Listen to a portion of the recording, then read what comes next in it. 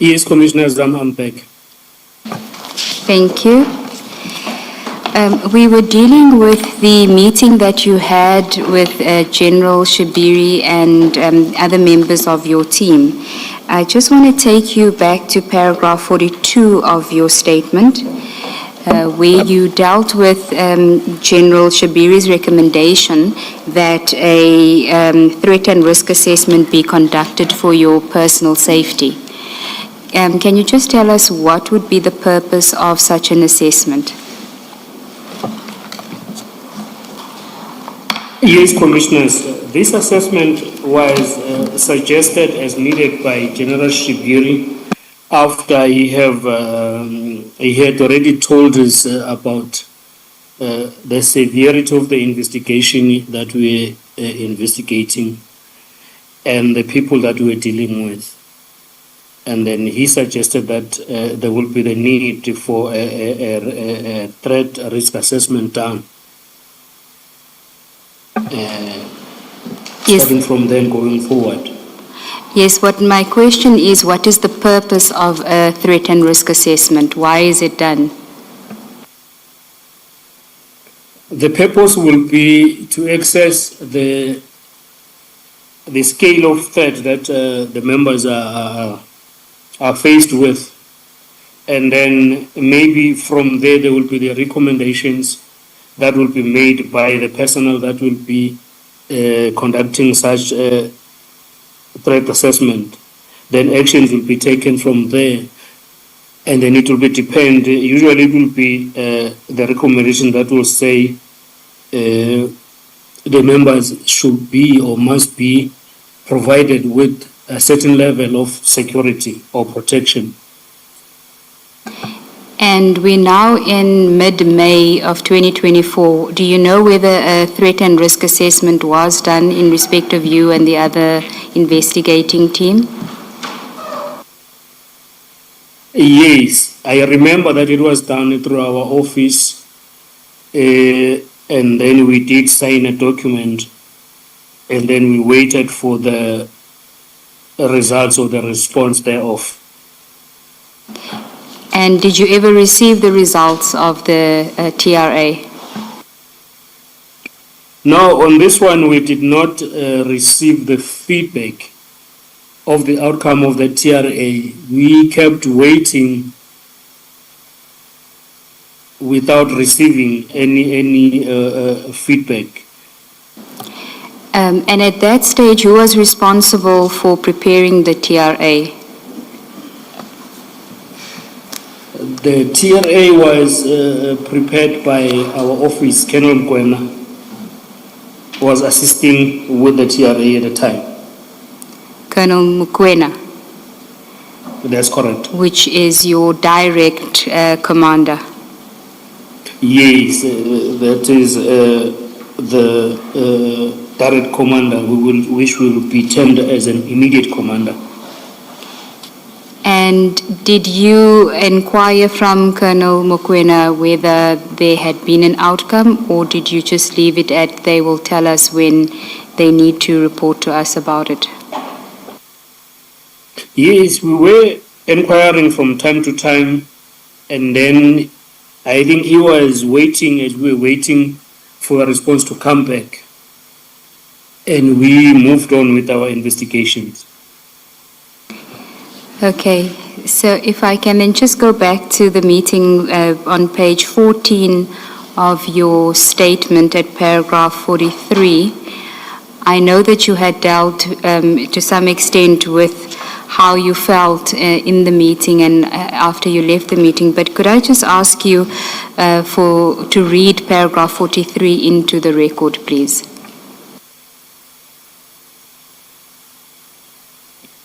Thank you, Commissioners. Paragraph 4.3 will read as follows. It's 43 on page 14. Yeah, 43, sorry. Yes, it is page 14, 4.3. It's we left that meeting feeling very concerned, not only because General Shibiri confirmed our fears that very powerful people were involved in the murder, but also because he had implied that he knew as a fact that there was a bribe ready for us if we were willing. Essentially, our most senior official had just informed us about a bribe in exchange for compromising the investigation in order to secure the accused person's release. It did not constitute direct enticement, but rather an either or kind of situation. In other words, there may be something for you, but it is up to you whether to take or not. That is the sense I got, which maybe will be translated that the sense that I made personally about the whole meeting with the general and what was discussed about the case, us being told about the dangerous people that we are dealing with, and then the envelope that was on offer, which I translated as being the money. And then I just got the sense that I didn't know what to make of it. Thank you, Witness A. And then paragraph 44 as well, you did deal with some of it, but if you could also read that into the record. Paragraph 44 will read as follows. I would not expect our senior to even have this conversation with us, but if he was going to, it would be to advise we may be offered in exchange of compromising the investigation. He did not do so. In my view, even though he did not expressly say so, I left that meeting feeling that General Shibiri was firstly trying to find out what evidence we had that linked the suspects to the murder and how strong our case was at the time. And secondly, to bait us to see if we could be influenced, hence the reference to the envelopes being available. It seems to me that if we were not agreeable to take the envelopes, which was indeed the case, then technically he did not offer us a bribe, but he was merely informing us that there was a bribe up for grabs. Thank you. And then paragraph 45 as well, please, Witness A. Paragraph 45 will read as follows, but this left me with many questions. I was not sure if General Shibiri was associated with the dangerous people linked to the accused, as he put it. How did he know that those people are dangerous and have money, and that there are envelopes available? I had all these questions racing through my head, through my mind, but still wanted to give General Shibiri the benefit of a doubt. And I think actually that is what I did at that stage. Thank you. And then at paragraph 46, you have now dealt with the TRA. And can I just find out from you, what was your sense of the safety, your personal safety at that stage? The sense of the personal safety at this stage now, I could understand that we were faced with a risky situation in terms of the dangers that were imposed on us because of this investigation. And then I had a sense of understanding that we are really faced with a situation. Thank you. Can we now go on to another topic, the next topic, which you say is the White House on the Hill? And can you just tell us how it came about that you ended up at the White House on the Hill? Maybe before that, White House. Witness A, maybe before you tell us how you end up there, tell us what is White House on the Hill? The White House on the Hill is a place that we invited to after this meeting that we had with the General Shibir. It is a place that we invited to. Okay. Maybe if you can just tell us about how the invitation came about.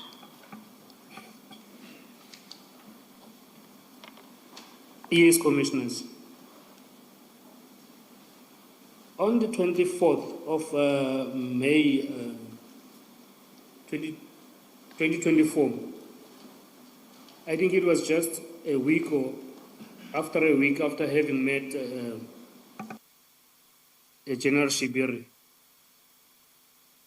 a colleague of mine, that is the one that informed us that we are being tasked to go attend the scene on the 17th, told me that he got a call from the owner of that White House that I'm talking about to say, do we mind to join them as they will be having a party at the weekend. Then this is the person that we knew already early around the early months of 2022. And just to complete that, what type of party was it that you were invited to? He just said we need to. Do we mind to come to this place just to chill? Okay, and who have some free time together. And who is it that invited you?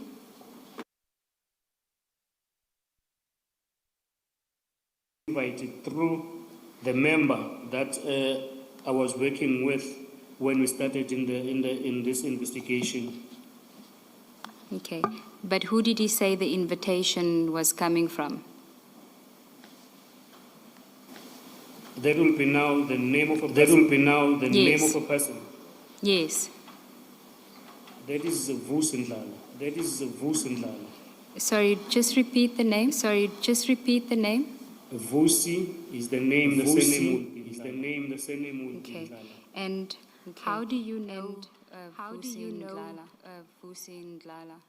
Vusindlala, we have known him around 2022. In our office, he came to our office with some assistance in investigation. That is when he was introduced to us.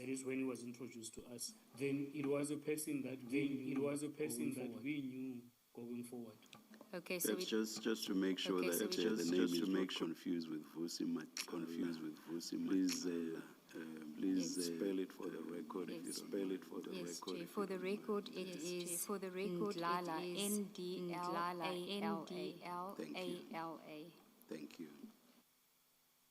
And so you say that it is somebody that you knew since 2022. That's correct, Commissioner. That's correct. But not on a personal level. It was not on a personal level. He came through to us. Some assistance with some investigation at the office. Then we got to know him from then. Can I just understand that when you say before he came to the office with the complainant, you didn't know him, but then you got to know him because he came there to assist you with a complaint, and then he invites you to your party. So you are now relating to him on a personal level, not professional level. Is that correct? That is correct, Commissioners. Yes. Okay, and when was this party supposed to happen? This party was supposed to happen on the 25th of May 2024. Okay, can you then proceed to tell us about the party and in reference to paragraph 48 of your statement? Yes, and then on that weekend, then we proceeded to the place as it was given to us by him, to the party. And then when we arrived at the place, then he invited us in, or he welcomed us in.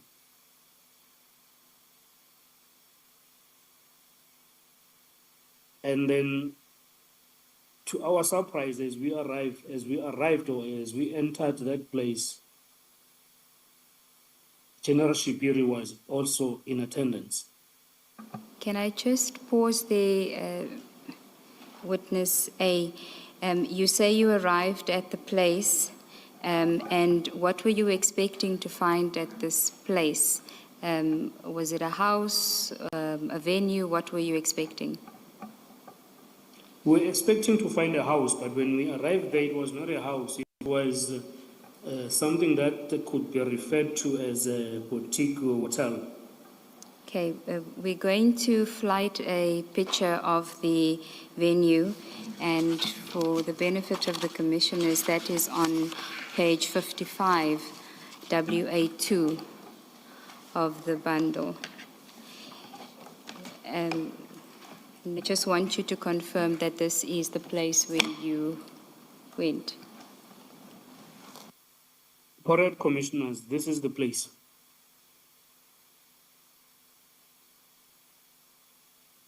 So it is 12 on Hilo, HILLEL, Villa and Spa. As I see the address now, Commissioner. And you said this is in Northcliffe. Correct, Commissioners. Okay, so you were telling us about when you arrived. To your surprise, you can continue from there. Yes, as we arrived there, we were welcomed by Vusindlala, and then he directed us to the lounge space. And then as we entered there, then we found that amongst the people that were seated there was General Shibiri, which we didn't even expect or didn't know that he would be in attendance. And how was his demeanor? He was relaxed, and then he welcomed us in, and then he told us to feel at home, just to break ice. But before then, he seemed very surprised, because he even said to Vusindlala in Zulu, "Why ungashongo ukuthi uzovula police station la kwakho?" Which it can be translated like, "Why didn't you tell me that you are opening a police station here at your place?" And then we all laughed about it. Okay, in your statement, you refer to, if you can just, in paragraph 49, you mentioned that you went to the party, and then the second sentence, which starts on page 16, if you can just, because you haven't dealt with that aspect, if you can deal with the sentence that starts, "What was even more surprising is that General Shibiri was also at the party," and then just from there onwards, can you read that into the record, please? Can I read starting from where it say, "At first, we did not know that Yes. they were police officers until Ndala told us that No. that these people are police officers, but he didn't mention their names." And then I went on to say, "I was not aware that Vusindlala knew so many police officers that he can invite to his place." What was even more surprising is that General Shibiri was also at the party, sitting on the couch, and he appeared to be very comfortable.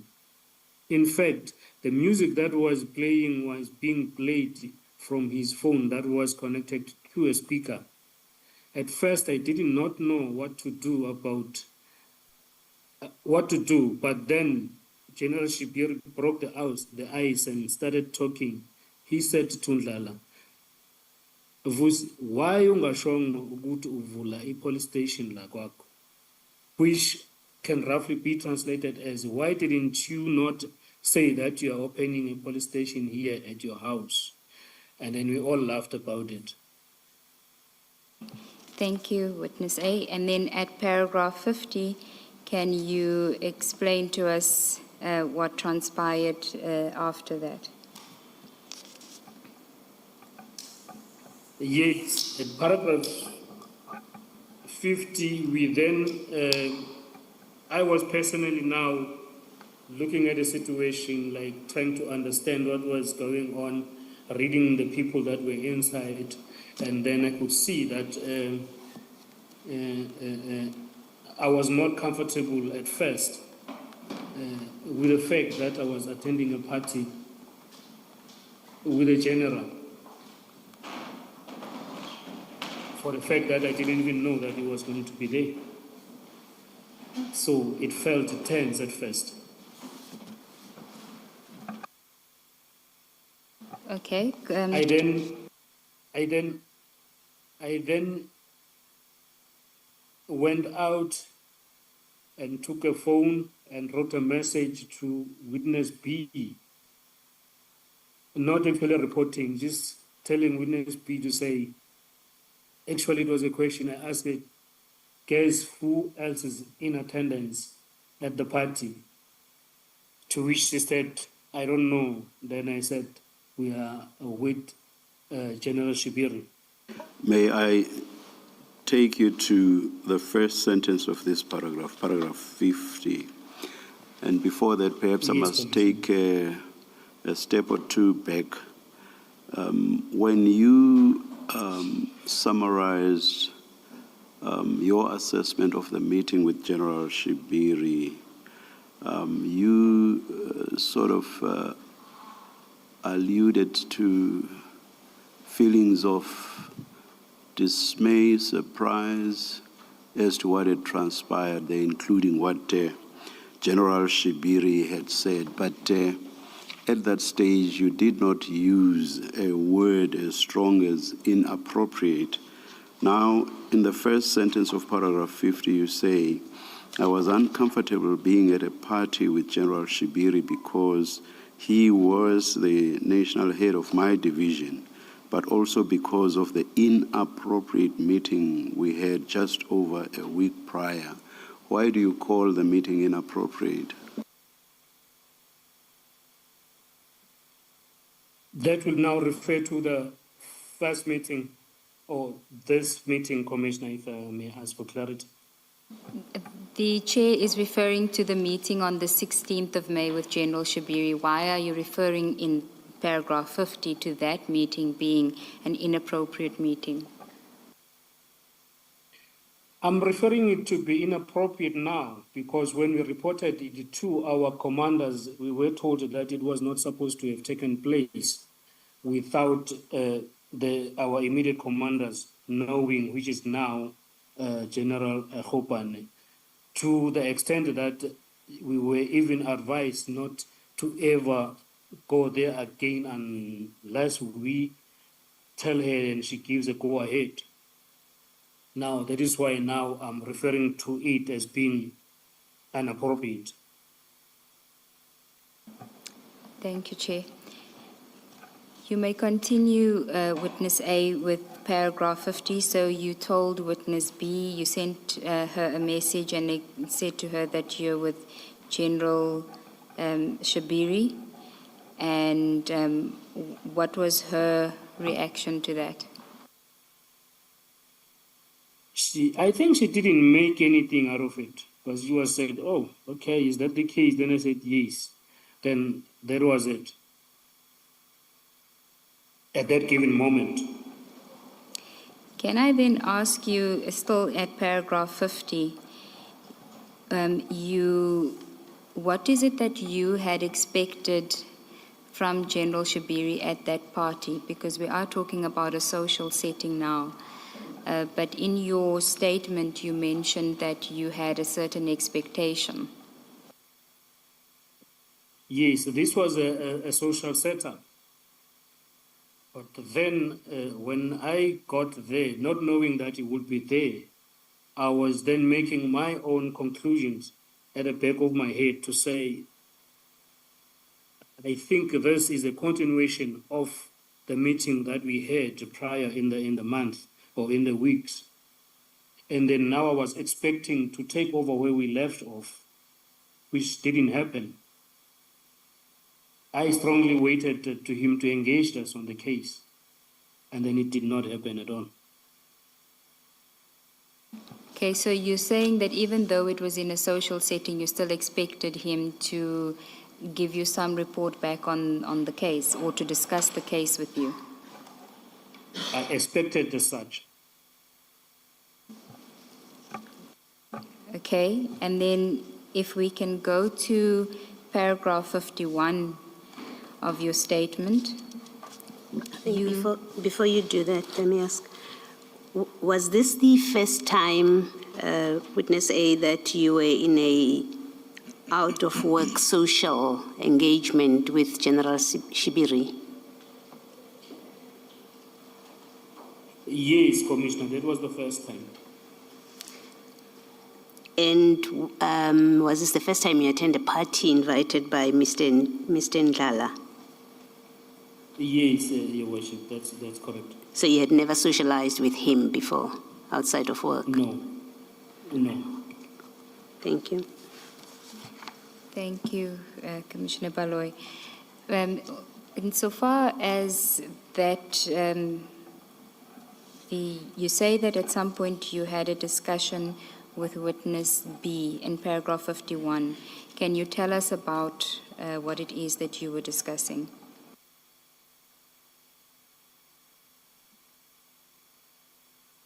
That will be now the discussion as we were at the party. No, in paragraph 51 on page 16 of your statement, you say that Yes. you had a discussion with witness B.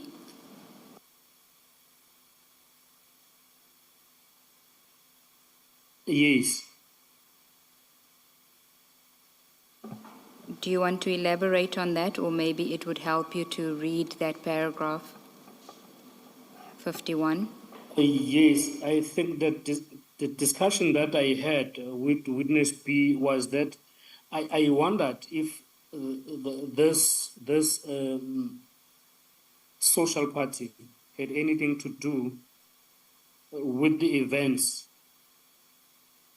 of April and May, which means now the case that happened in April and the meeting of the general in May, or it was just a party that it was a coincidence that we're meeting with the general there.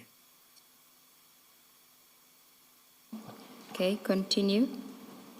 And then maybe I can just read this Yes. to the record that the only conclusion that I could come to is that General Shibiri asked Ndlala to invite us. I now think that it might have been part of the plan to test whether this colleague of mine that I was with or I were perhaps open to the undue influence, especially since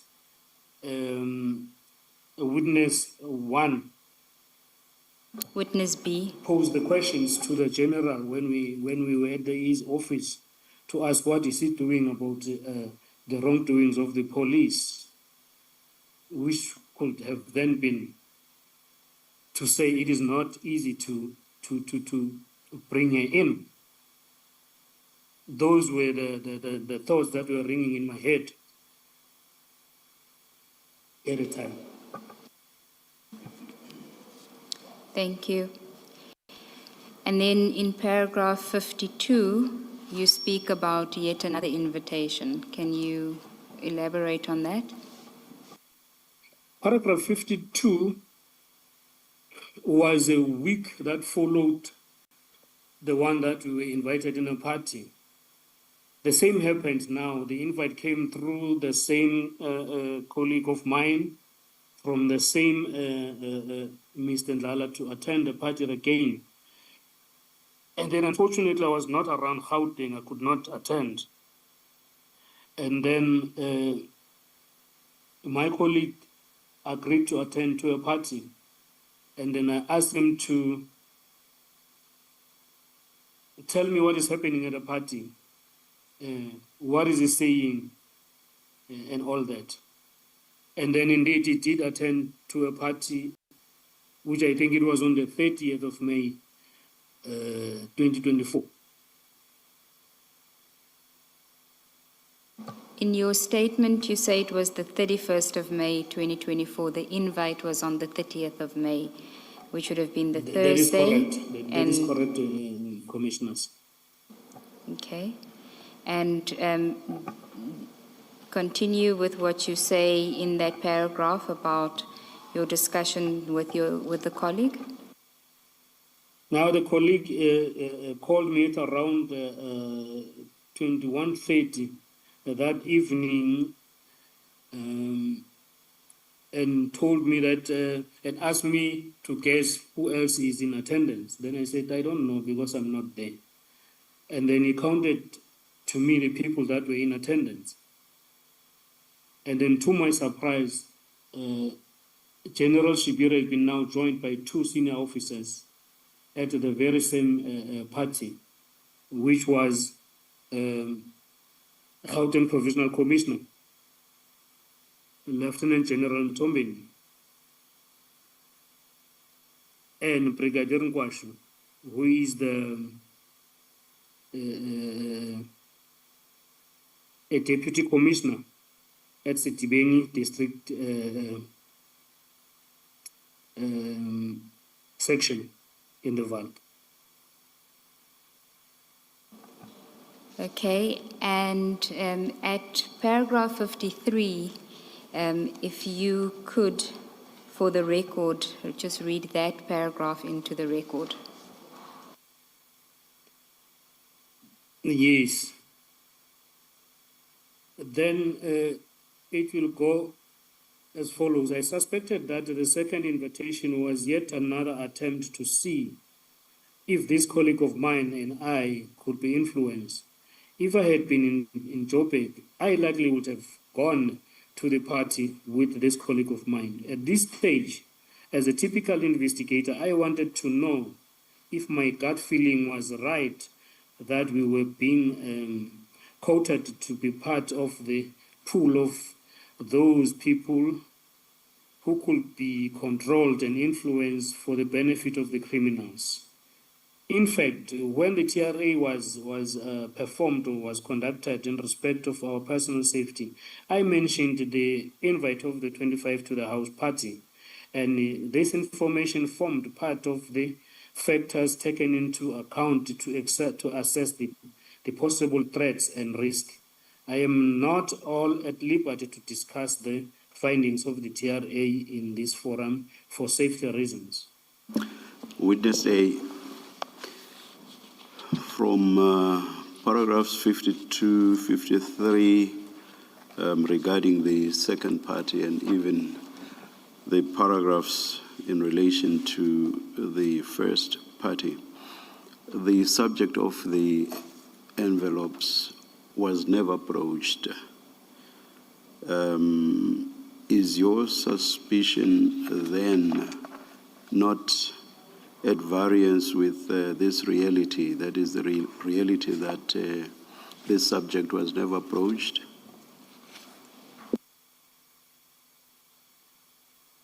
Yes, Commissioner, if I understand the question correctly. In the first meeting where I was present, the issue of the envelope was not spoken about. Even the case, it was not touched at all. And then on the second one, I also believe it was not spoken about, even though I will not be 100% sure of that because I was not in attendance. But I did ask my colleague as to whether was there any discussion about the case or anything to do with the investigation. Then he told me no, there was none whatsoever. Witness A, The point The point, witness A, is, isn't there a disconnect then between your belief and suspicion and the fact that the subject of the envelopes was never broached, at least for a fact at the meeting, or rather the party that you attended, and also based on what your colleagues told you with regard to the second party? Do you understand the question now? Yes, I do understand the question now, Commissioner. And I don't think there will be a disconnect between what happened and what I was believing too. Because when you see the laying of the ground, you could see that there was maybe a need to see if maybe we could be approached. As to why it was not done, I wouldn't know, because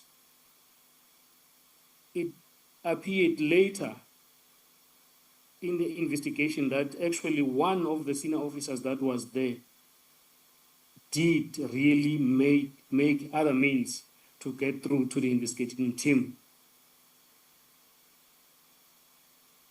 I don't get that. And then, Please repeat the last bit. I don't follow you. I'm saying the belief, and then the fact that the case was not discussed, and then the belief that I believe that we're being brought to these two parties so that we can be maybe brought into the team of the people that will work with suspects. I'm still saying that. Then I'm saying this because one of the senior officers that was at the party that I didn't attend did eventually make means to get through to the team at a later stage. And then that will be dealt with by witness B. Thank you. Thank you, Commissioner. Sorry, witness A. Just following up from the chairperson's question, I understand that you did not attend the second party, but the first one you did attend. That's correct, Commissioner. Yes. Now, did any of the people that you suspected to be involved in the Swart murder also attend that party? They did not, Commissioner. Yes.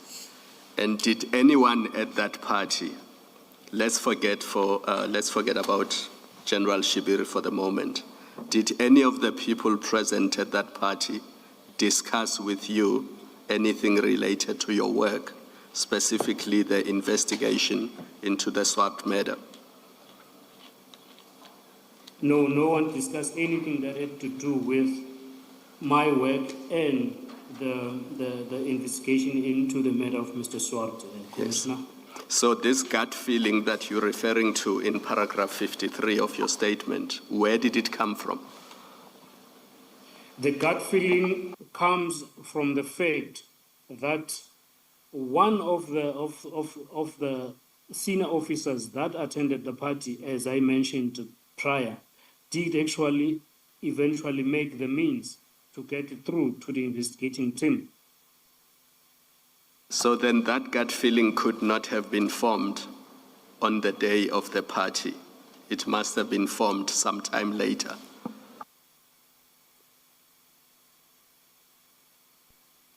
For the fact of the matter, it actually was. It was formed there, and I always had a gut feeling to say, this cannot be a coincidence. This could not be happening. It's just that now no one took it a step further to say, hey, come, let's discuss the case. But the gut feeling always have been there.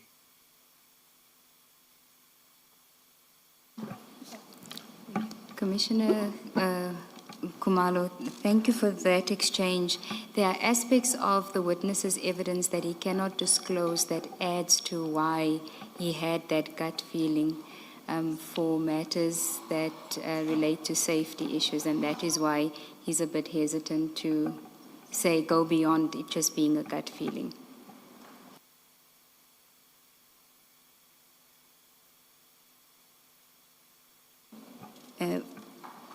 Witness A, can we then deal at paragraph 17? You have a new topic.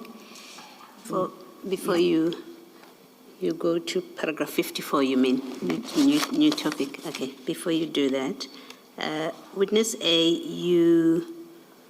in paragraph 47, where you speak about how you met Mr. Ndlala, and you say it was in 2022, and the next time, at least according to this paragraph, you engage with him is in May 2024.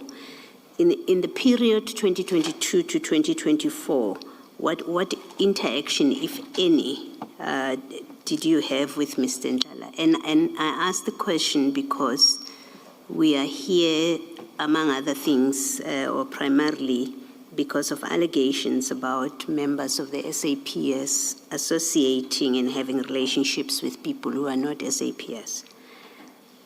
I consider my question in that context. You have a member of the public, I assume Mr. Ndlala is, or Ndlala rather, and he comes with a complainant in 2022, and in 2024 you're attending his party. What is the nature of the relationship? When did it evolve to a point where you accept invitations to a party from him? Actually, what happened between the period 2022 and now, there was communication just on the phone. We will talk from time to time with him, but we have never been to the party together or socialized together at his place. So it was a person that we will talk from time to time, the person that I now know.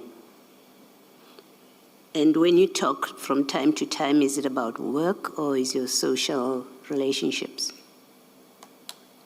It will be a bit of both, because maybe some of the information, as the evidence leader said, that it will be a little bit sensitive. We introduced ourselves as an informer to one of the generals. Okay. So we will be talking about police work here and then social life there. All right. And then in 49, you say you were surprised to see other police officers from other police units or stations in attendance. Why were you surprised? You are at a party in what you describe as a boutique hotel. Why were you surprised? I was surprised because I will take it that if that was the case, he was supposed to tell me that, or tell us that I will also have other people in attendance. Yes. Then we would make our minds as to attend or not. Just for the matter of fact, if we knew that the generals would be there, in the first instance, I don't think that I would have attended. Thank you. Thank you, Mr. In that case, if you had found General Shibiri at the party the first time around, you do not say the second time around you did not attend because you thought General Shibiri would be there. You did not attend for whatever reason. Can you explain that? That is correct, Chairperson. That will be a little confusing because now, sorry, Witness A. Yes. Absent an explanation, it gives me, or rather this gives me the impression that but for your other commitment, you would have been there. And that is correct. And I would have thought that you would have expected that General Shibiri just might be there at the second party. Now, if you say had you known the first time around that General Shibiri would be there, you would not have attended. Can you explain now your acceptance that but for your other commitment, you would have attended? I think now it changes the scenario because now we've got the situation where, in the first instance, we met with the general. He was there, even though I wouldn't have attended if I knew that he was going to be there. But now I was eager to know what would follow if there will be a follow-up invitation. Because if, for instance, there is an invite, then I do not go there, then I might not know what actually these invites are for. So that, I believe, it will give me the chance to actually understand or even learn as to what exactly these invites are for. To the extent that I did report that to my superior, then I did tell them that I will go to a next follow-up meeting. Reported about the first invite, I got the instruction that I must stop communicating with this person who was inviting us to those parties. But then I asked for a permission to say, if I cut that communication, then the risk that I think I will be running, I would not know what is happening behind the scenes about the criminals or the cartels, which then will be revealed to this commission that keeping an open communication to this guy or to this Mr. Ndlala helped me to understand the connection of Mr. Katiso to the cartel. If it was not that, I don't think it was going to be easy for me to understand much earlier in our. Thank you, Witness A. And you said earlier on that you did report your attendance at the first party as part of the TRA background. Why was it important to do that?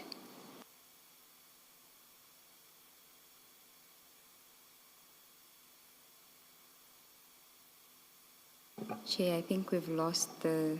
Witness A, are you there? Yeah. He's not muted, but he's just left now. We'll try and get him back. Should we adjourn and I think so, Chair. and hear from you? Thank Let you. us adjourn. Hello?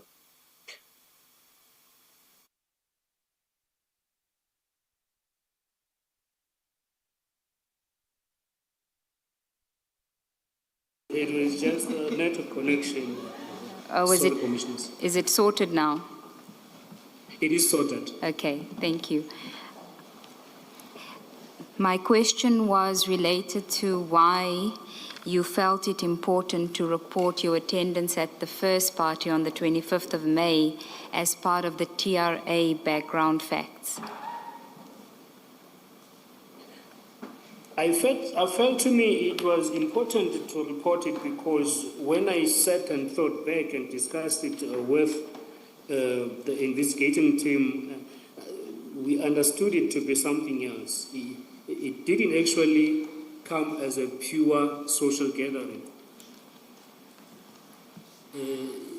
If it was a social gathering, then it would have come at a wrong time because now we were having this case that was linking to these dangerous people. Then that information was sourced or it was given to us by the same general that is now at this social gathering, which then also added that this person who is inviting us there turned out to have knowledge about Katiso and the cartels. Even though I did not mean to discuss it to that extent, because I think for me it's a little sensitive. There is actually more to it. Thank you, Witness A. Then if we can go on to your next topic, which is the ballistics investigation, and you say possible tampering. That is page 17, paragraph 54. Can you tell us what it is that you are referring to in this paragraph?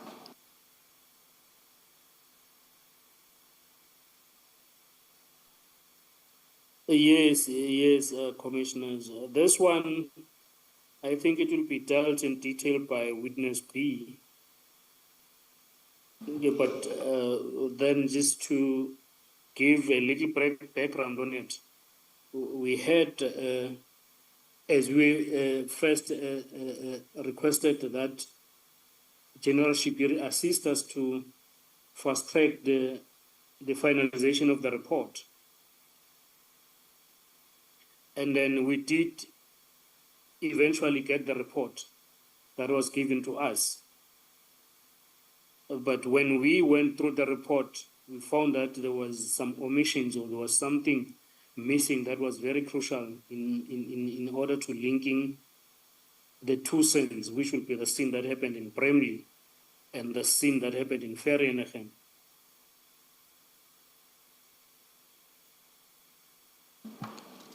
And why do you call that, as you title it, possible tampering? Why would it be tampering that there's something missing in the ballistics report that you had received? When we read the report, it will be remembered that there was the 15 cartridges that I spoken about when we started that we found in the Vienna.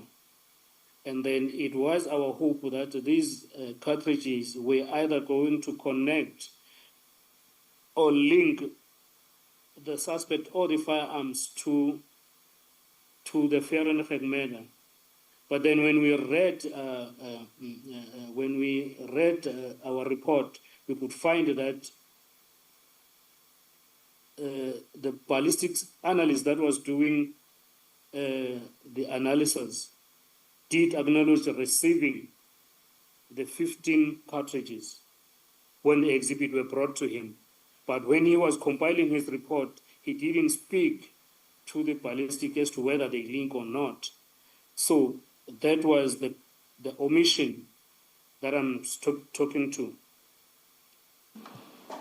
So why don't you categorize that omission as just an error? Why do you say that it's possible tampering?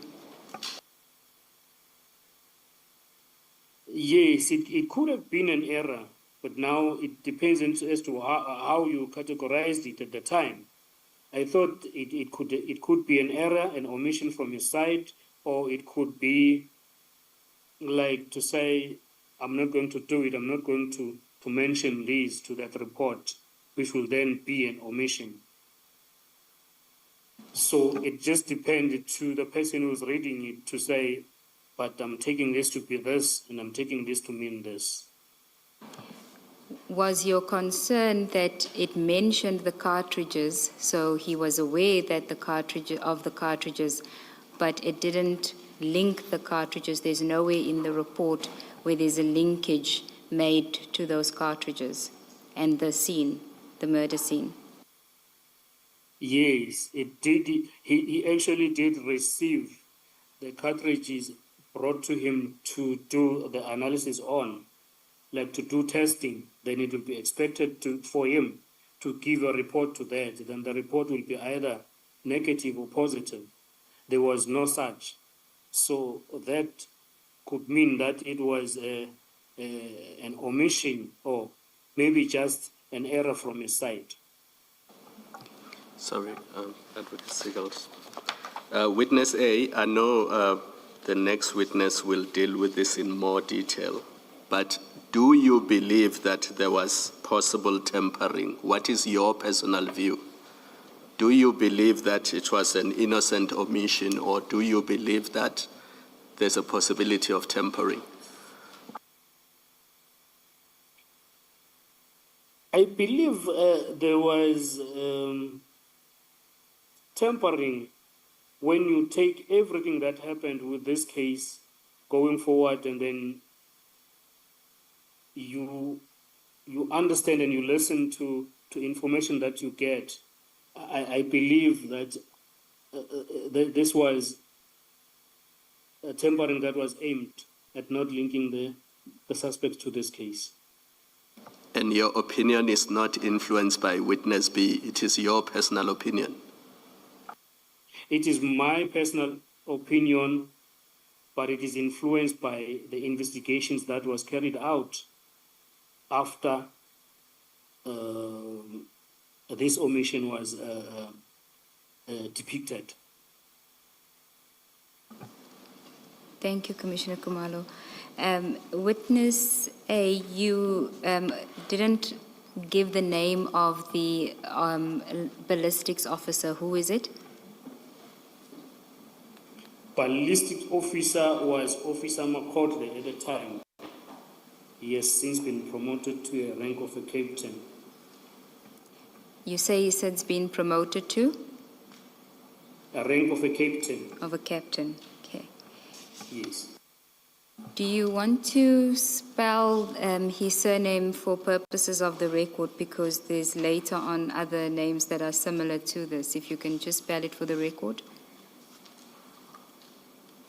Yes, Makotle will be Makotleo.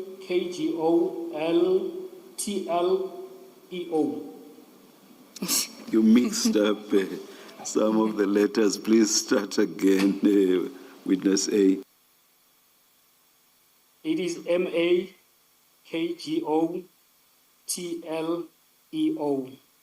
as far as I understand it, Chairperson. Oh, so it's not OE, because it appears as OE and you repeatedly say EO. It is OE. My apology, Chairperson. Thank you, thank you. Thank you, Witness A. So you say that you went to collect the ballistics report from the warrant officer. Now, did you have any discussions with him at that point about the report that he had prepared? Yes, when we arrived there at his office, but before just we arrived there, witness B got a phone call to say the report is ready. She can go collect. And then we proceeded to ballistic office in Silverton, Pretoria. And then we met Warrant Officer Makotle. And then he told us that the report that had been prepared is actually wrong. It needs to be redone. Not actually re-examination, but the writing of the report as we understood it. It was not written properly. Then he said the report that he was having, it was wrong. He cannot give it to us. He had to rewrite the report as we waited. Continue. And then he took us to his office where there was another warrant officer that I forgot his name, but he did introduce himself to us. And then they told us to wait as they were preparing the correct version of the report. And then we sat there about maybe 1 hour, 30 minutes, waiting for the final version of the report to be typed and given to us. But in the meantime, he didn't actually tell us what was wrong with the report that needed to be rectified, or maybe show us the wrong version, is to say, this is the wrong version, I'm either going to destroy it, but this is what was wrong. But we just trusted him as an expert to say, he saw whatever it is that he says it is wrong, now he needs to correct it and give us the right version. And then at that time, we were just happy with that.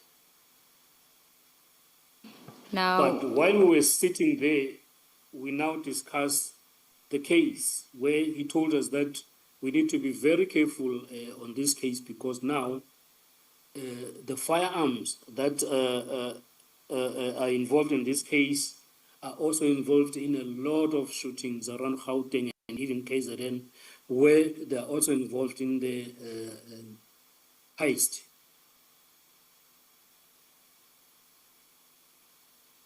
Yes, continue. And then he said, even communicating openly to other people about this case is very dangerous because it seems like the people that are involved in this case are very dangerous. Looking at the involvement of this case, of these firearms to other cases. And then our expectation at face value it was that the report that he was compiling at that time was going to show us what he was speaking about, which was not the case. When you say what you were speaking about, what are you referring to? To say these firearms are linked in many cases. So you were expecting the report that you were waiting for an hour and a half from him to fix the error would set out in that report the linkages that he was telling you about while you were waiting for the report. That is correct. And did the report have those linkages in there? It did not have the records in there. Even worse, it did not have these 15 cartridges that we have recovered when we arrested the suspect at Bramley.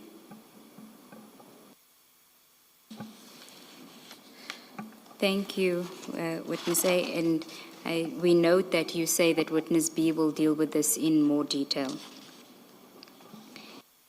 If we can then go to page 19 of your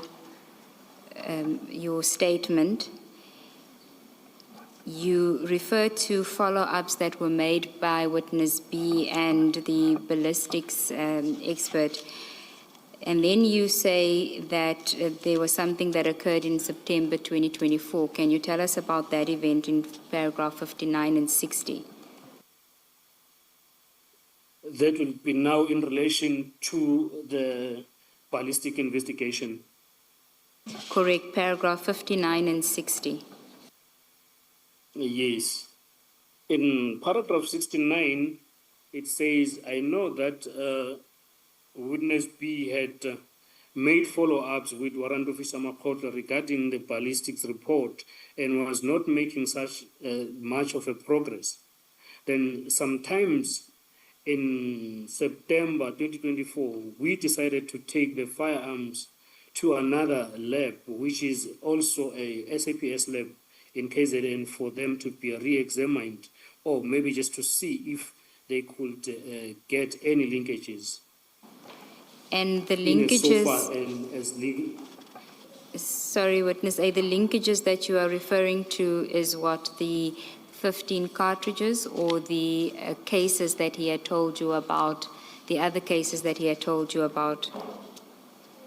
It is the other cases that we are told about. Okay, continue. Because at this point, we were not even aware that these 15 cartridges are not mentioned in his report. Okay, so you didn't expect or have any knowledge of the ballistics insofar as the 15 cartridges were concerned. It wasn't something you were looking out for. It was you were looking for the linkages that he had told you about while he was preparing the report. Yes, we're linking for the linkages in as far as we were told when he was doing the report. And maybe I just need to also mention that as we were advancing with our investigation, we already knew that these suspects were involved in a lot of shootings. Some of the dockets were already with us. Then we're expecting to say, if these firearms were found in Vereeniging, and maybe, for instance, we know that this person is also involved in shooting and killing a person there on a docket that I am also carrying here, then I was thinking, why am I not getting a linkage? Or we were expecting to get such linkages, but we did not. And then that was a little bit of frustration on our side, which is why we decided to take it for second analysis in KZN. Okay. Witness A, just so that we don't lose each other, please go to paragraph 55 of your statement. Yes, Commissioner. The firearms you refer to in line 4 of your statement, where you say you accompanied your colleagues to the forensic laboratory in Silverton to collect firearms. Are these the firearms that were collected or taken or confiscated when the arrests were made after the Swart murder? Are those the firearms? That is correct, Commissioner. So they were in Silverton, and when you left Silverton, did you leave with those firearms, you and your team? Yes, Commissioner, we left with them, and then we booked them at the police station where the docket was open, which is Bramley. And then now, if you go to page 19, paragraph 59 of your statement, you say sometime in September 2024, we decided to take the firearms to another lab in KZN to see whether there were any linkages. Are you referring to the same firearms? I'm referring to the same firearms, Commissioner. And then what happened to the 15 cartridges?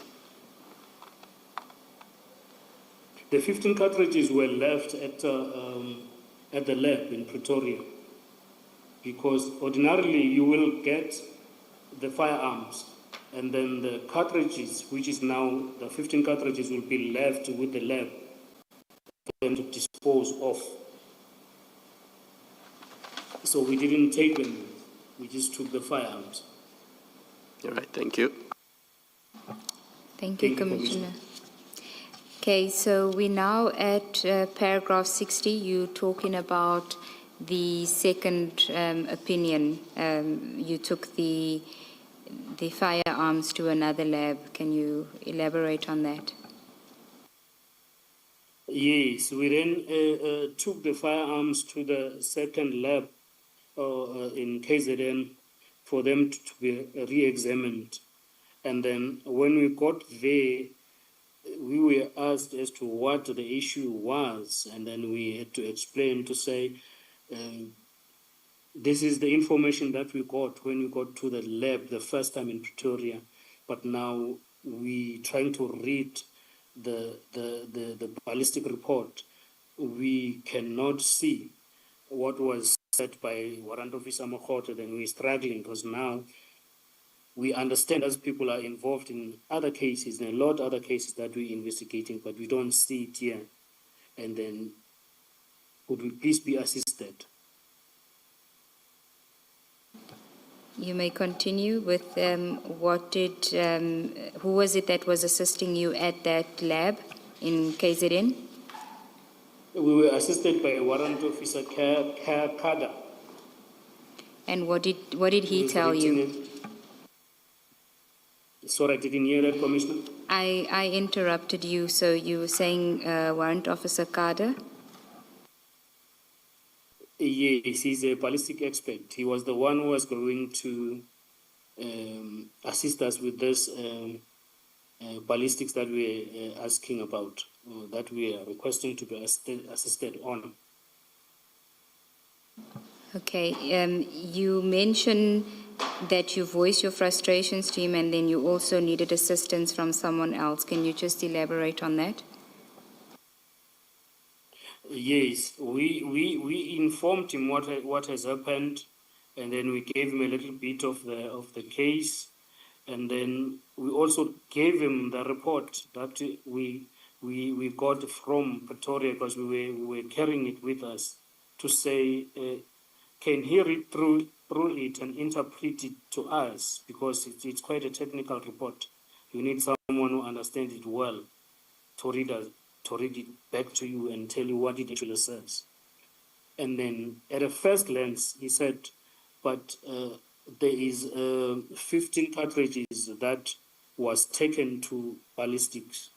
And then there is nothing mentioned about them in the results, because now the expert will receive the exhibit, then will do the examination, then will give the results thereof.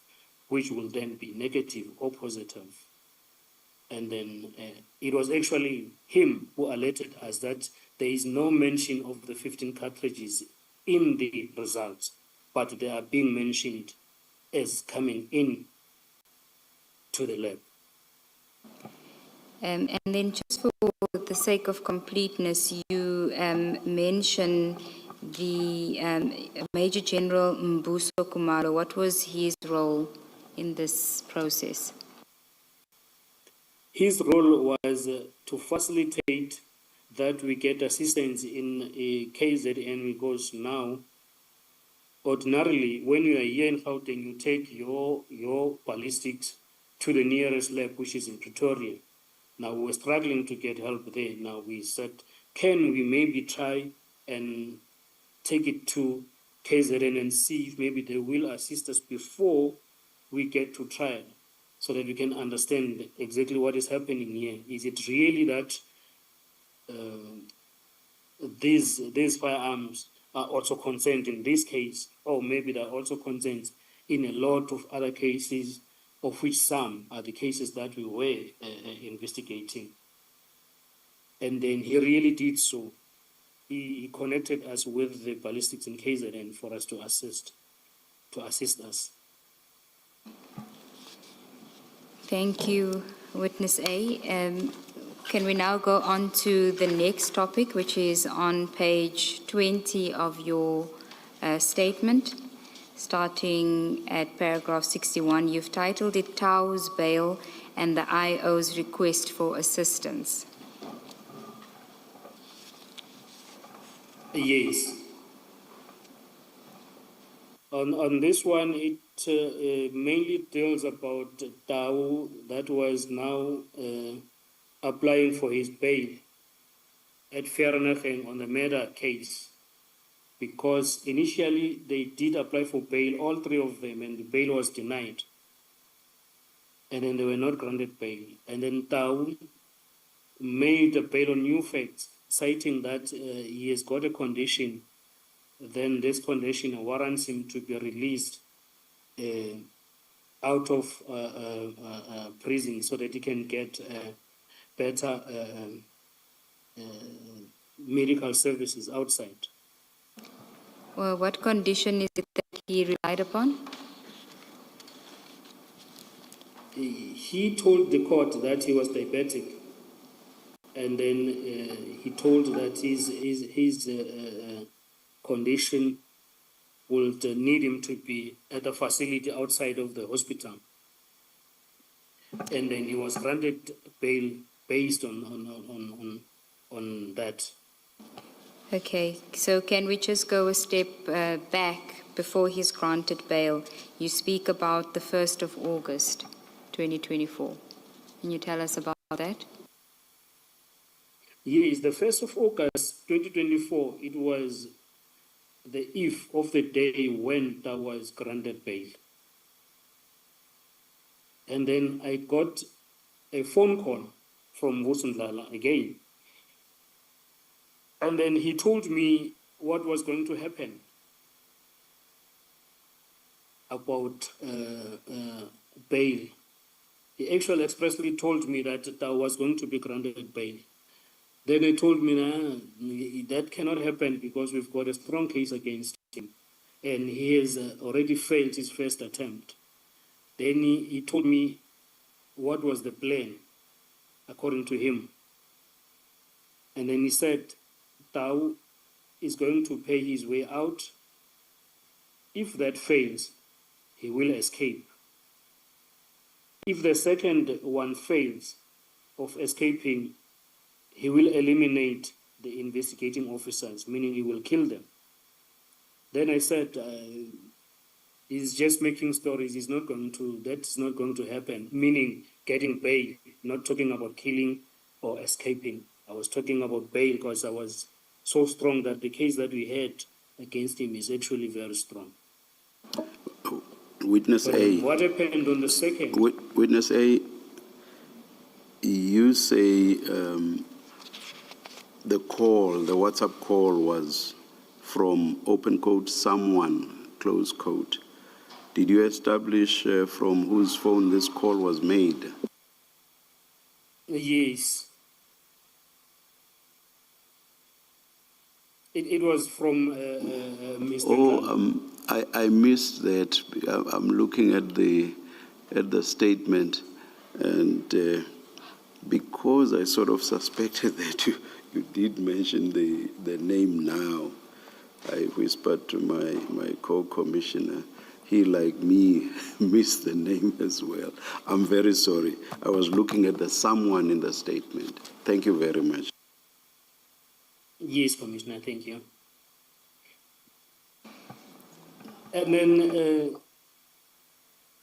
now I reported this call only to the second witness because I didn't really make something big out of it.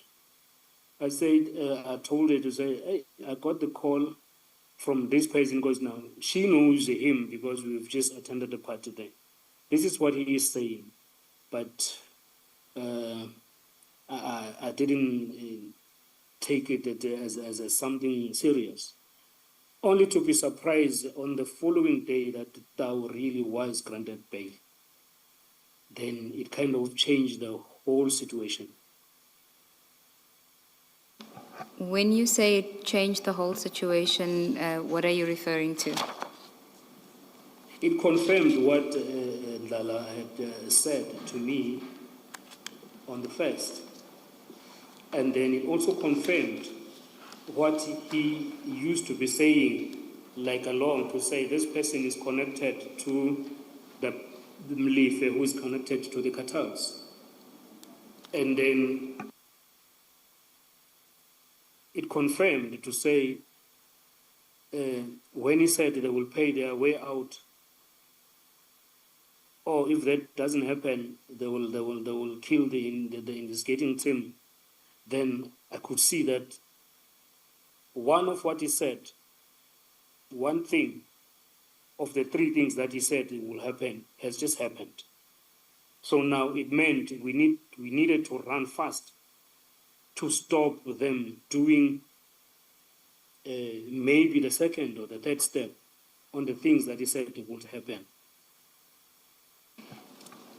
Now, And then continue. I called him again. I called him again on WhatsApp call. And then as I called him, he said, when he answered the call, he said, yes, I told you.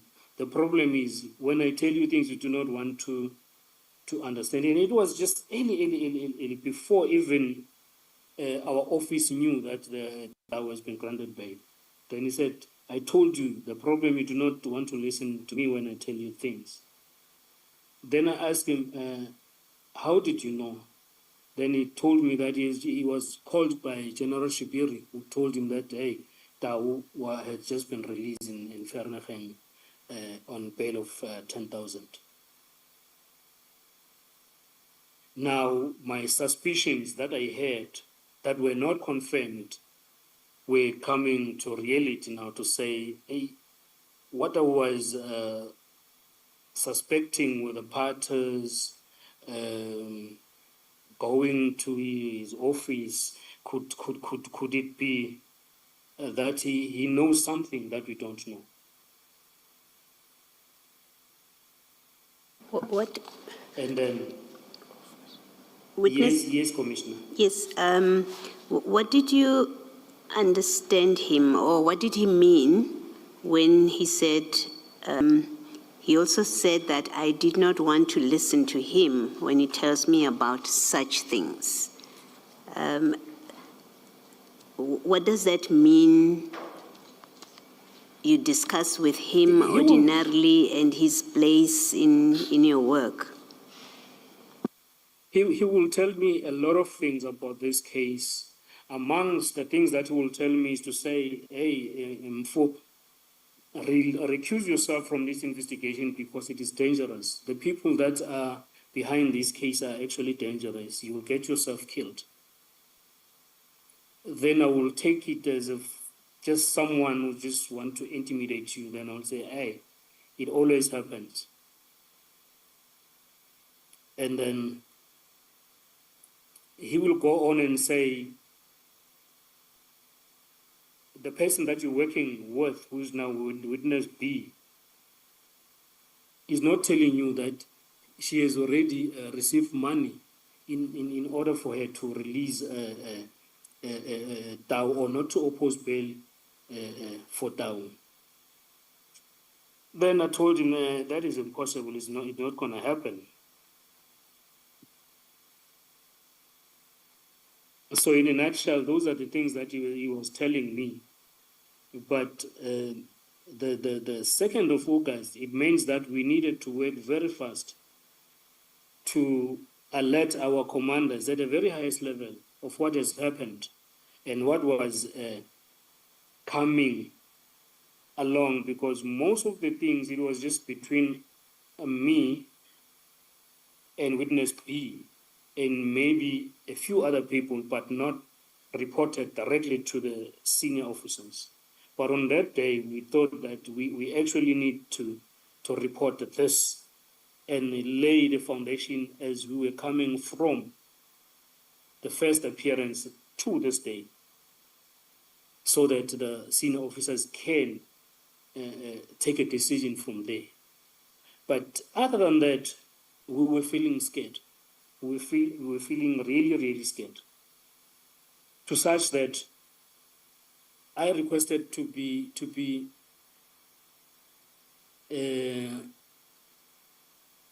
provided with security from that day, to be taken to the place where the meeting was going to be.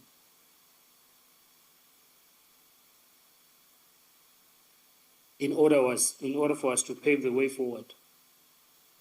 And then we held a meeting that took us through, not through the night, but it took us late into the night, trying to think what it is that we need to do, how are we going to approach this, who is going to be looking at our safety, because at the meantime we were also waiting for the TRA application that was in place, that was applied for.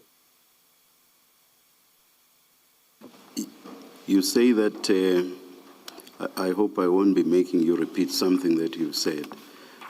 You say that at the time you had the telephonic interaction with Mr. Ndlala. Yes. Only 2 of you investigators were remaining. Originally, as I understand, there were 5 of you, not so? That is correct. What had since happened to the other 3 investigators? The other 3 investigators had recused themselves. At what?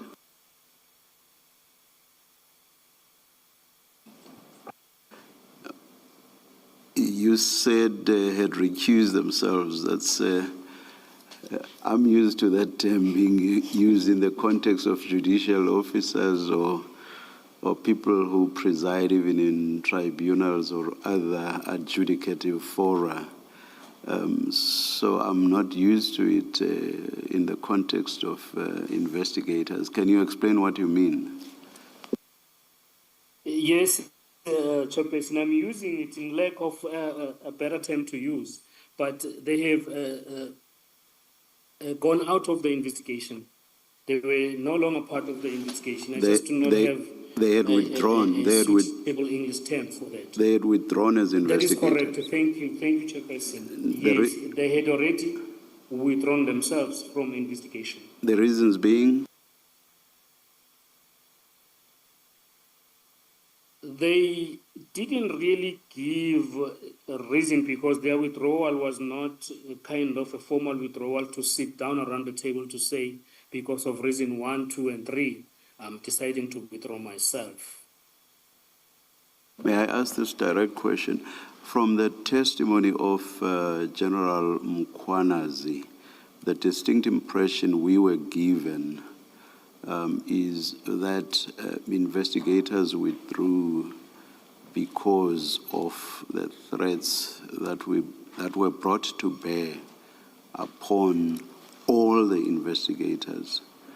Would that be, which I believe was part of what led to 10 members of the PKTT being brought to Gauteng.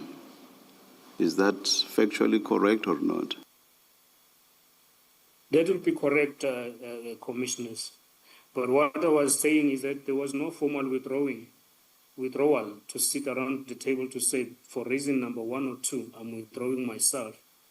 But I think the pressure that the team was facing could have amounted to them to withdraw themselves.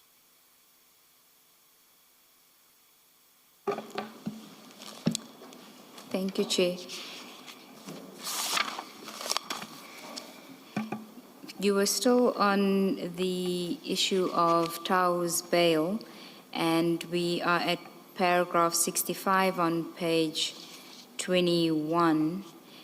Could you just read that into the record? And while you're doing that, we will display WA3, which is on page 56 and 57. It is redacted. The display will be redacted. But if I could ask you to look at your hard copy after you've read this into the record.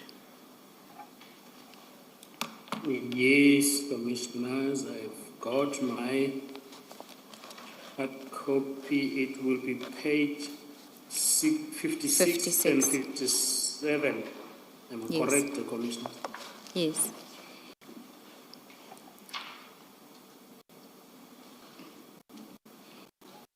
Can you tell us what it is that we're looking at without mentioning the name of the person who's sending this message? Yes.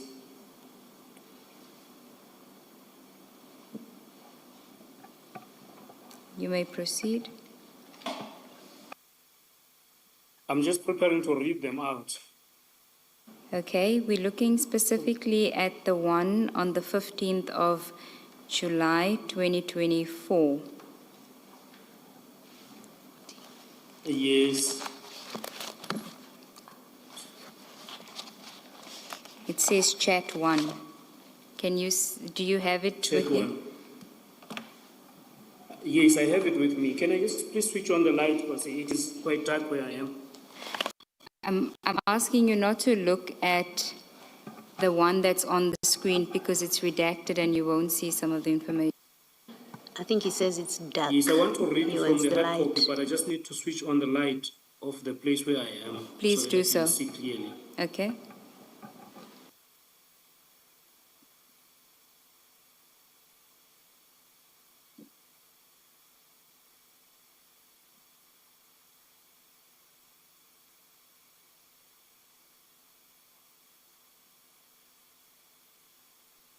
Yes, commissioners. Witness A, if I can ask you to first read paragraph 65 of your statement into the record, and then we will go to the WhatsApp chat on page 56. So first read 65. Yes, the paragraph 65 goes as follows. It says, our investigation also revealed that in a WhatsApp chat on the 14th of July 2024, someone sent a message to Mulife saying, appearance for bail application today. Next court appearance, bail will be granted for him. Tao's next appearance was indeed on the 2nd of August 2024, and he was granted bail. On that day, Mulife sent a message to that person saying bail granted with emojis. The next extract from this chat is attached as the paper that I'm having here. Okay, so then if we can then go to page 56, which is WA3, do you know Yes. where this chat came from whose phone this chat came from? Yes, it came from the downloads of Mr. Mulife's phone. Sorry, you say the downloads from Mr. Mulefe's phone. Yes. When was his phone obtained? His phone was obtained during his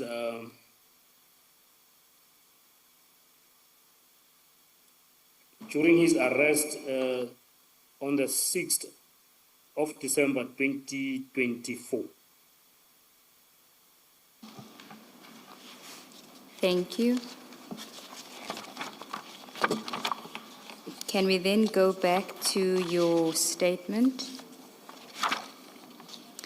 at Yes, paragraph Commissioner. 66? Can you tell us what Yes. happened? Before you go to 66, these exchanges between you and, you say, Mr. Ndlala, where in advance he tells you what the plan is, and you describe this in paragraph 63. You say there was a clear plan what would happen regarding the bail. First, he would be granted bail. Secondly, if he was not granted bail, he would escape from custody. Thirdly, if 1 and 2 failed, the investigating officers would be eliminated. And then you say it was at this point where I was advised to leave the investigation.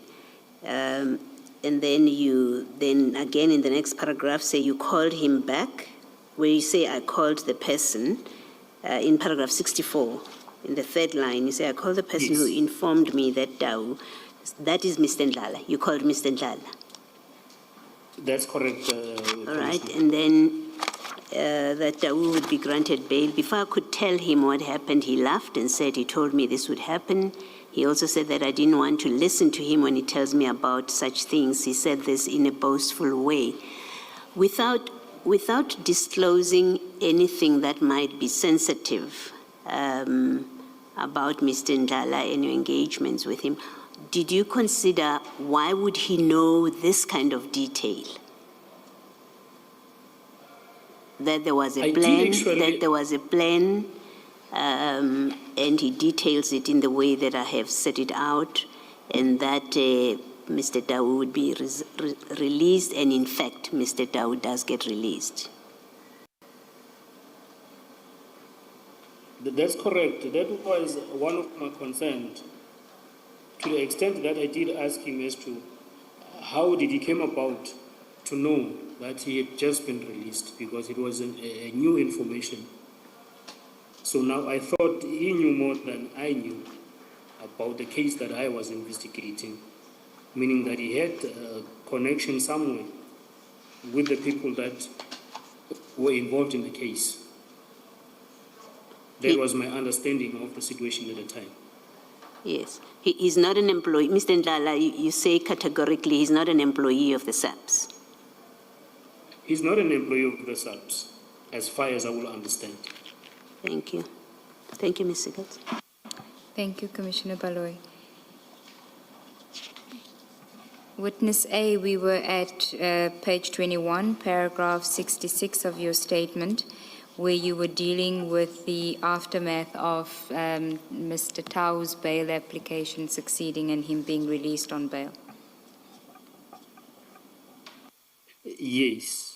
Then we had a long meeting on the 2nd, that now we took a decision that we need to take steps to report these things to the general, who is now General Kumalo, who is the head of detectives in the province, through Brigadier Khopane, who is our immediate commander at our office.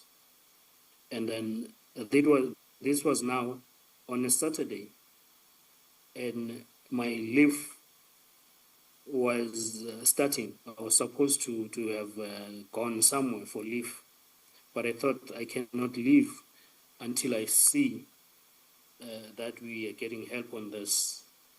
And then now we started to be engaged in what I call as a runaround. We were driving around out there trying to figure out what it is that we're going to do, because it was not safe to drive to our places.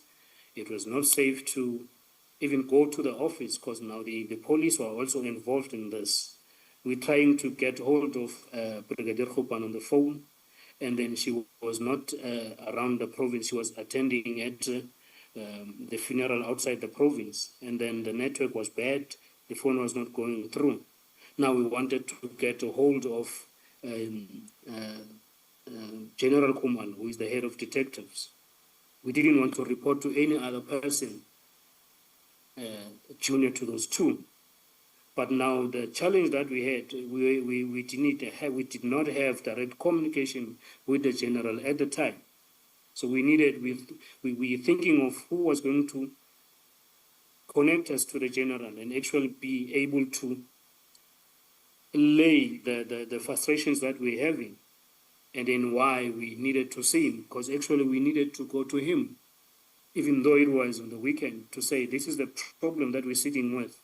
We knew that he knew about the case, but we were not discussing the case openly with him at that time. It's Witness And A, then can I we just... approached- Can I just ask you, you say that you couldn't get hold of Brigadier Khopane to get assistance. Why didn't you contact your direct commander, Colonel Mokoena? As I mentioned before, that the directive that we had received from Brigadier Khopane was that anything that has to do with this case should be reported to her or to the general only, no one else. So we were taking it to that level to say we think the person who can be in a capacity to assist us now will be the brigadier or the general. And when you speak of the general and you say General Kumalo, could we just ask you to be specific, because there are many General Kumalos, at least two. So if you could be specific to give the name. So in this instance, you say that it's General Mbuso Kumalo. That is correct. This is General Mbuso Kumalo, who is the head of detectives in the province, in Gauteng. Okay, you may continue. And then we thought of one of our colleagues who thought he may have a direct communication with the general. And then we drove straight to his house, and then we told him what was happening. And then he tried to call the general there and then. But unfortunately, the general could not pick up. Then he said, no, we should relax. The general is going to come back.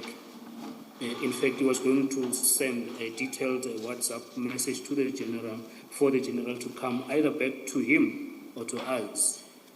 And then I felt at ease that I could drive outside of the province as I was going on leave, knowing that the general is going to attend to us at any time. Okay. You also say that you reported the matter to the prosecutor. Can you elaborate on that, please? The matter was also reported to the prosecutor, but with the prosecutor we had an open communication with every development. So even this one, it was reported to the prosecutor to say this is the challenge that we're facing. But actually, she actually understood the problem that we're facing, and then she asked us about the TRA that we have applied earlier on. Then we told her that we haven't received any results, and then she took it up to herself to write it to our commanders and give them the background of the situation that we're facing, and requesting them to see to it that we are provided with security, not only for us, but also of the docket that we carry.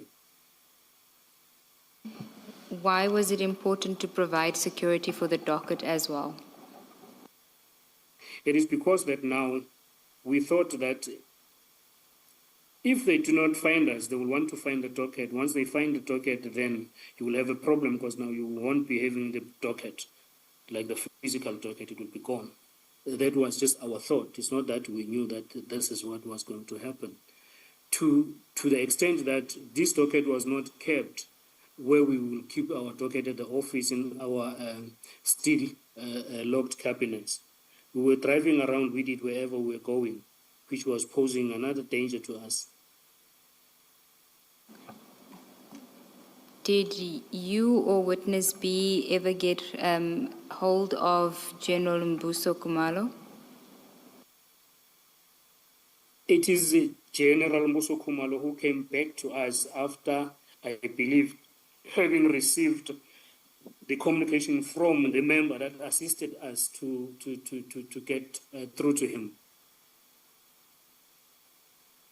So you spoke to the general? The general phoned me. And what and did then he say? I spoke to him. And then he told me that he has heard what has happened. And then he told me that he would want to see us very soon so that we can discuss a way forward. And then I told him that I was on leave, but I was willing to withdraw my leave and come to work. Then he said, no, there won't be a need. As long I am safe wherever I was, he will be communicating or making any arrangements that will be made with witness B until I come back from leave. And then as soon as I came back from leave, we went to General's office, and then he addressed us, he asked us some questions, and then he told us that he's going to assist wherever he can. And then he just gave us the layout, what his wish and what he thinks should happen to this investigation. Okay, can I just take you a step back while you were still on leave at paragraph 69 on page 22? You speak about an event that Yes. occurred on the 8th of August. Can you elaborate on that? Yes.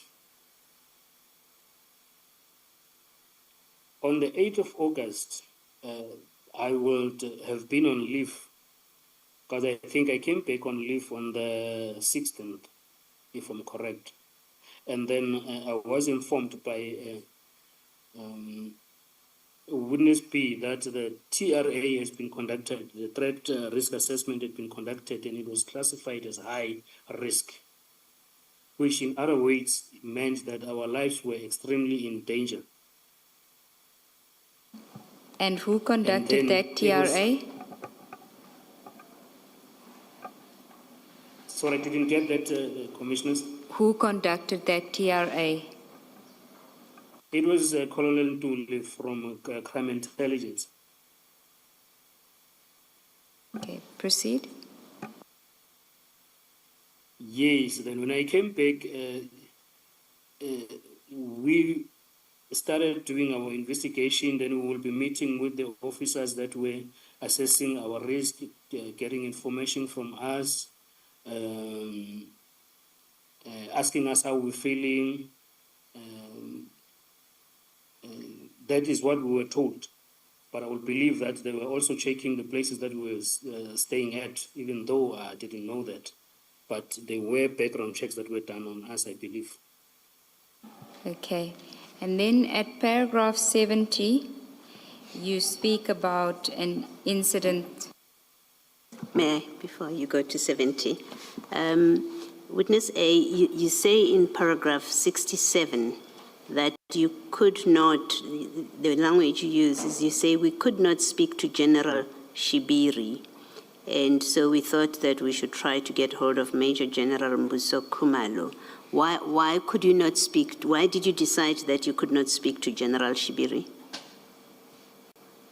We had already been advised, commissioners, to say we must not discuss this case with him, if I may say that.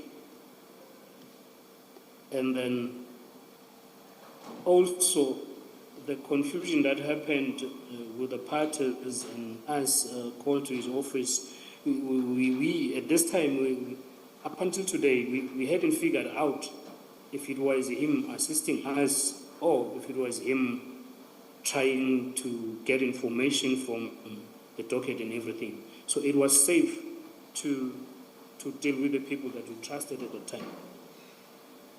So the reason you decided not to speak to him, it was a trust issue. You didn't think you could trust him. I will put it in that way, Commissioners. Yes.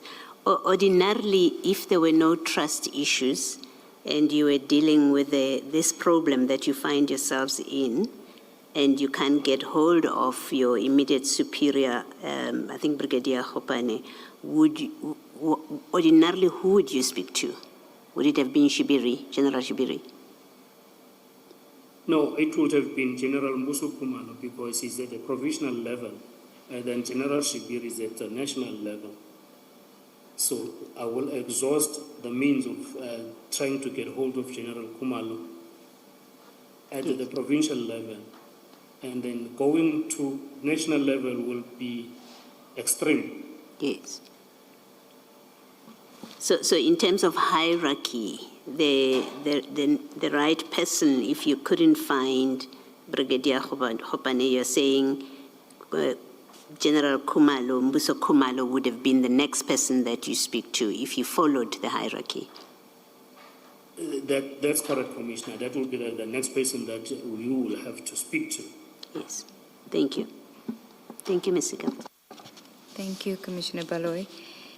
Okay, so we are now at paragraph 70 on page 22, where you speak about an incident that occurred in the week of the 12th of August when you returned from leave. Can you just tell us about that? Yes, now I had already resumed duties. Then we were doing normal investigation on this case. And maybe it should be mentioned that we were doing this case and other cases that we already had at the office. So it will be this case and other cases, depending what investigation you have on other cases. And then we were called to come to the office, and then the information was that there were two officers who were waiting for us or who needed to meet with us at the office. And then we drove to the office, and then we found these two police officers at our office now, at the organized crime office. And then they told us they are from the cold case unit, and then they requested that we give them over the docket of Swart murder. And one of these warrant officers was identified to us as Dion Mulaudzi, who works at the cold cases office. And then we refused. We said we cannot, because that's procedurally that was wrong. You can't just give the docket to someone because they're requesting for the docket, let alone that this was the sensitive matter that we're investigating. Even if it was just a normal docket that had no threats and everything, you cannot just say, okay, here's the docket, you're looking for it, have it. Witness A, the form of request, did they have a letter with them or was it a verbal request? It was a verbal request. And who is the head of the cold case unit? Or who was at the time? I really do not have concrete information. I only heard that the head of the cold case unit will be Brigadier, I just forgot the name. He's Brigadier Keninda, yes, he's heading it, but I have not seen the structure of that unit. I don't know if that is true.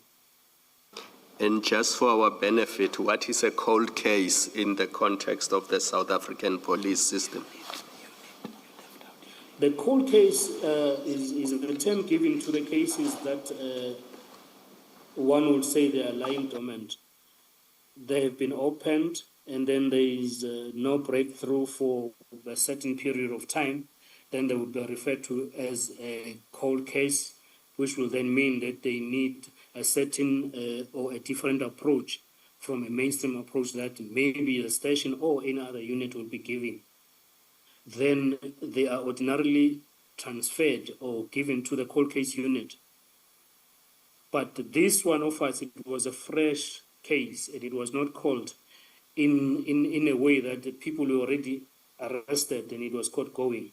So it didn't really fit the category of it being investigated in that unit to start with.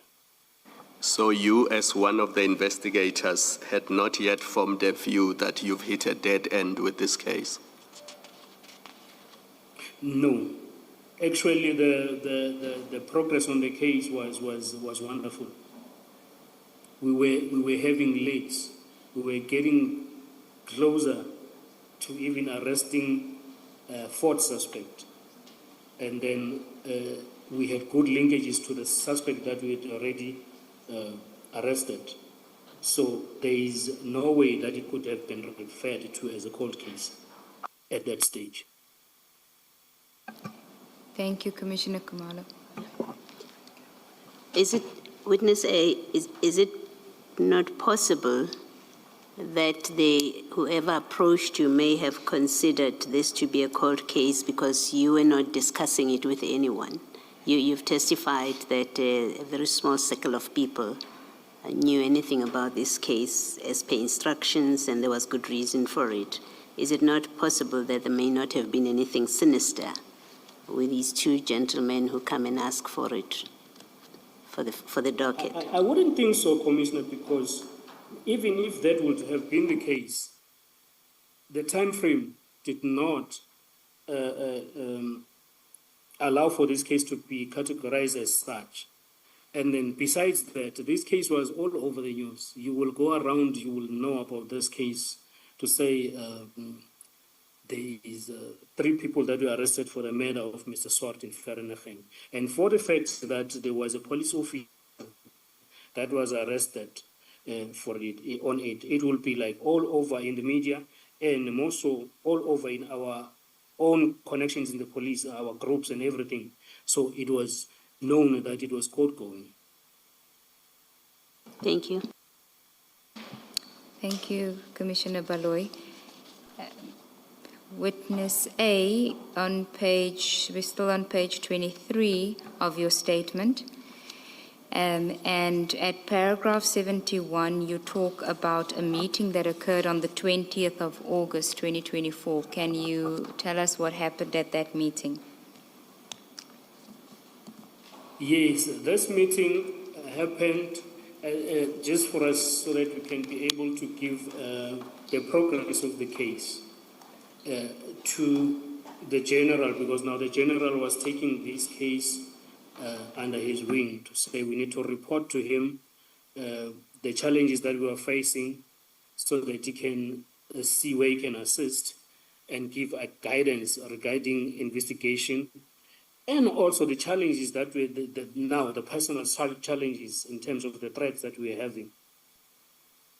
So this was one meeting of the regular meetings that we're having with the general. Some will be just over the phone if he has time. If he doesn't have time, then if he has time, he will call us to his office to say, brief me, what is happening here?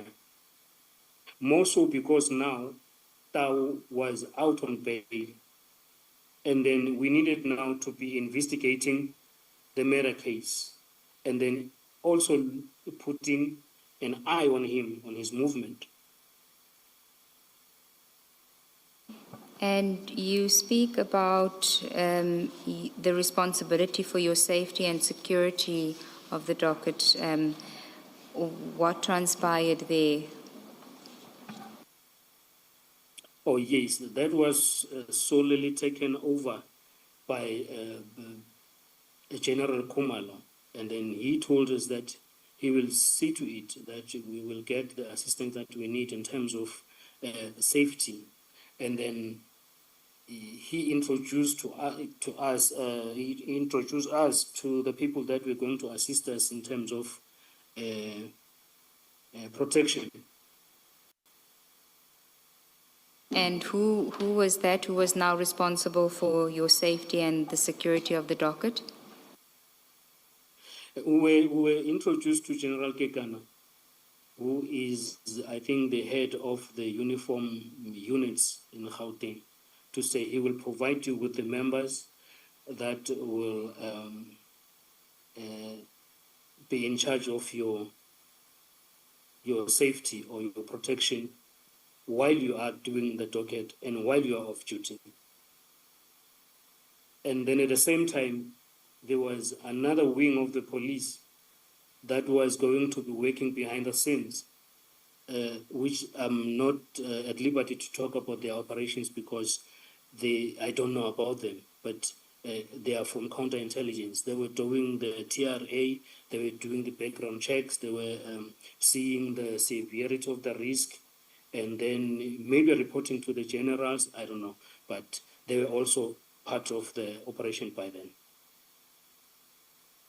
You refer in your statement at paragraph 71 to a counterintelligence investigation. Is that what you just mentioned now, or is that something else? Initially, the counterintelligence came in as far as giving protection and assessing the situation, maybe which then led to the counterintelligence investigation to say the investigation itself, now the overall investigation need to be taken under the counterintelligence. I will talk to that extent. But initially, it was not the counterintelligence doing investigation. It was us doing investigation under their protection up until the time when now we were introduced to their wing of investigation, which included the PKTT, as it is called. Okay. At paragraph 72, maybe that would be the concluding topic for today. You speak about events of the 5th of September 2024. Can you just tell us what happened on that day? This one was one of the eventful days because we were not already provided with the units that were going to guard us. So we were visited at home late at night by the unit that needed to guide us and guard us or provide protection to us and our families as we were sleeping. And then it came as a surprise because we were not really noticed or given a notice to say people were going to visit you at night. From my side, I heard by the sirens outside, and then when I opened the window, I saw 5 marked police vehicles with the sirens and blue lights on. And then when I went to them, they told that they were being tasked to come give protection to me overnight. And then in the morning, the other team was going to take over. That one will be the TRT. And then we will be doing investigation, and then the other team that came at night will come change. They were changing shifts. So was it 24-hour protection? It was actually the start of a 24-hour protection. Thank you, Chair. I think this may be a convenient time to adjourn for the day. Let us adjourn and resume at 9:30 tomorrow.